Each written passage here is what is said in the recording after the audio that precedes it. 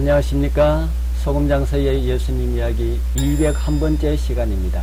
오늘은 기독교는 토론의 집단이 아니다라는 제목으로 짧지만 긴 감동으로 여러분들을 초청합니다. 먼저 본문 말씀을 읽어드립니다. 요한복음 3장 4절에서 9절에 있는 말씀입니다. 니고데모가 가로되 사람이 늙으면 어떻게 날 수 있삼나이까?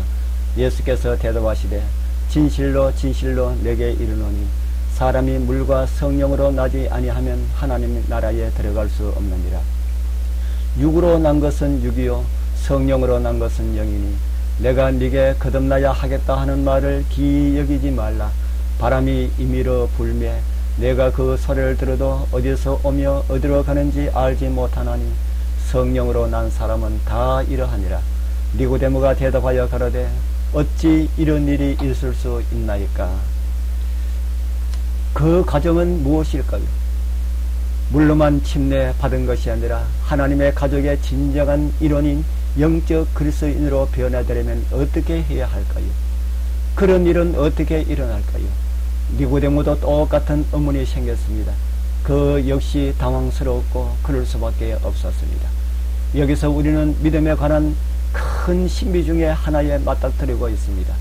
그 신비란 위로부터 태어난 것, 성령 충만한 그리스도인이 되는 과정에 관한 것입니다. 예수께서 좀 더 직접적으로 설명해 주시면 좋겠다는 생각이 드는데 사실 그분은 일종의 언어 유희를 통하여 이미 요점을 전달하고 있습니다. 그분은 푸누마라고 하는 헬라어를 사용했습니다. 푸누마는 영을 뜻하는 동시에 바람을 뜻합니다. 새로운 탄생이란 바람과 같은 것이라고 예수님은 니고데모에게 말씀을 하셨습니다. 바람 소리를 듣거나 감지할 수는 있지만 그것이 어디에서 시작했고 어디로 가는지는 알 수가 없습니다. 이 점에서 바람은 신비롭습니다. 바람은 알 수 없는 부분이 많지만 그 영향은 모두가 목격할 수가 있습니다. 성령 역시 이와 같은 방법으로 활동한다고 예수님은 설명합니다. 성령이 어떻게 활동하시는지는 알 수가 없지만 그 영향은 일상에서 느낄 수가 있다는 말씀입니다. 방법은 다 이해하지 못해도 그 결과는 알 수가 있습니다. 그렇게 예수님께서 설명하셨습니다.